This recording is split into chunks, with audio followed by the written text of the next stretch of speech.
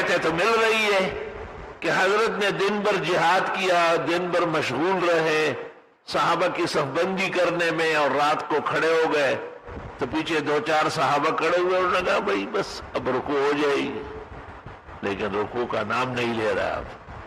آپ نے پہلی رکعت میں سورہ بقرہ پوری پڑھی، سورہ آل عمران پڑھی، سورۃ النساء پڑھی، سورہ مائدہ پڑھی۔ اب صحابہ جی پیچھے کھڑے ہو گئے، وہ کہتے ہیں کہ ہمارے دل میں اچھے خیالات نہیں آئے۔ یعنی کیا خیالات نہیں آئے تیرے دل میں؟ کہ یہ خیال آیا کہ حضرت تو ختم ہی نہیں کر رہے، میں چلا جاؤں تو اچھا ہے۔ غریب کھڑے نہیں ہو سکتے۔ وہ ایک شخص لمبی نماز پڑھانے کا عادی تھا، تو لمبی نماز کے 2 مطلب، ایک تو کہ اس کی طبیعت ایسی ہے، اور دوسری یہ کہ سنت معلوم ہے اس کو۔ تو جس شخص کو سنت معلوم ہو اس کی نماز میں، اور جو عام طور پر بغزری کی نمازیں پڑھا رہے ہو، ان میں زمین و آسمان کا فرق ہوگا۔ ائمہ دین جو ہے وہ بغزری بنے ہوئے ہیں۔ وہ کیمانی میں ایک امام تھا، اس نے ایک دن مجھے کہا تم کچھ بھی کرو میرے جیسے امام نہیں بن سکتے۔ میں نے کہا کیوں؟ کہا فجر کی نماز میں علم نشرح پہلی رکعت، دوسری میں ولا عصر، تم پڑھ سکتے ہو؟ اب فجر میں انا انزلناہ، دوسری میں انا اعطیناہ۔ میں نے کہا واقعی میں نہیں پڑھا سکتا۔ تو میں نے اس کو بیان کیا دور حدیث میں، ایک لڑکا کھڑا ہو گیا، اللہ اس کو جزائے خیر دے، اللہ اس کے علم و عمل کو زندہ تابندہ رکھے۔ اس نے کہا وہ سارے مردار خور مر گئے، اب آپ کے شاگردوں کی بہار ہے، اور جمعے کی پہلی رکعت فجر میں الف لام میم سجدہ، اور دوسری میں دہر، اور جمعے کی نماز میں کبھی قاف اور قمر، کبھی جمعہ اور منافقون، ورنہ اکثر اعلیٰ و غاشیہ۔ آپ کے علم کی بات۔ میں نے کہا چلو کھڑے ہو جاؤ، تم نے کل جمعہ کی فجر میں سجدہ و دہر تو معمول ہے، اس میں تو ترک جائز نہیں ہے۔ اس نے تو قاری و حافظ ہوتے ہیں اس زمانے کے ہمارے طلباء، الحمدللہ اللہ پاک نے اور صلاحیت، استعداد، تقوی، پرہیزگاری، احتیاط نصیب فرمائے۔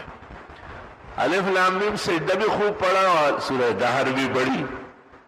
تو میں نے کہا بتاؤ کیا دلاؤں؟ کہ بھئی یہی 2-3 کتابیں جن کا نام آتا ہے، معجم الصغیر طبرانی کی، جس میں ہے کہ پیغمبر نے اس میں ناغہ نہیں کیا ہے، اور جمال الدین ذیلئی کی نصب الرایا، اور ابو زکریا منبجی کی اللباب، کیونکہ اس میں ابو حنیفہ کی روایت ہے، امام صاحب کہتے ہیں کہ پیغمبر صلی اللہ علیہ وسلم جمعے کی فجر میں الف لام میم سجدہ پہلی رکعت میں اور دوسری رکعت میں سورۃ دہر پڑھتے تھے۔ میں نے کہا یہ تینوں آپ کہیں سے خرید کے پیسے مجھے کچھ سے لے، الحمدللہ۔ اس لیے میں کہتا ہوں کہ نمازیں 2 طرح پڑھائی جاتی ہے، ایک وہ جن کو سنت معلوم ہو، اور دوسرا وہ جن کو لوگوں کی عادت معلوم ہو۔ آج سے 20-25 سال پہلے جب میں صحت و توانا تھا اور میں نے فجر میں الف لام میم سجدہ و دہر پڑھنا شروع کیا، تو یہاں ایک دوست نے مجھے کہا کہ بہت لمبی ہے اور لوگ تک جائیں گے۔ میں نے کہا آپ تو نہیں تکیں گے، کہا نہیں بس آپ کو سناؤں گا، لوگ جائیں۔ میں نے ان سے کیا چندہ مانگنا ہے۔ جب 2-3 مہینے گزرے میں نے ان سے پوچھا کہ لوگ بھاگے نہیں؟ کہ نہیں، لوگ بڑھ گئے، فجر میں باہر دور تک گاڑیاں کھڑی رہتی ہے، لوگوں کو پتہ چل گیا کہ یہ سنت ہے۔ میں نے کہا معلوم ہوا چیزا ورانا جانو دا خانہ جا، بگاڑا ہے تو آپ نے ہے۔ لوگ تو مسجد میں آتے ہیں علماء دین سے دین سیکھنے کے لیے، آپ نے کوئی اور غلط پٹی پڑھا کر کے ان کو گمراہ کر کے روانہ کرتے ہیں۔ جب ان کو پتہ چل گیا کہ جناب رسول اللہ صلی اللہ علیہ وسلم کی سنت ہے تو وہ قدر کرتے ہیں۔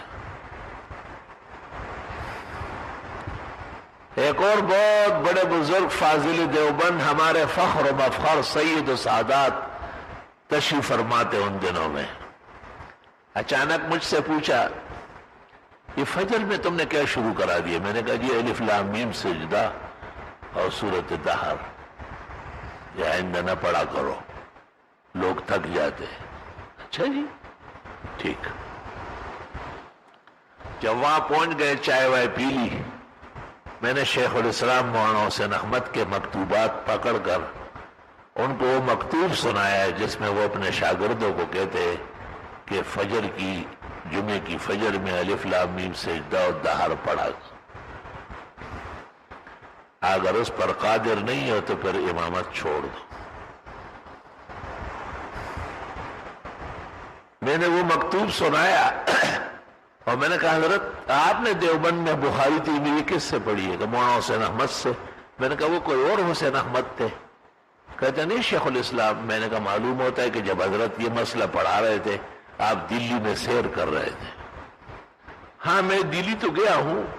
میں نے کہا غلط بات ہے، مولانا مدنی بخاری پڑھا رہے اور آپ دلی میں گھوم رہے۔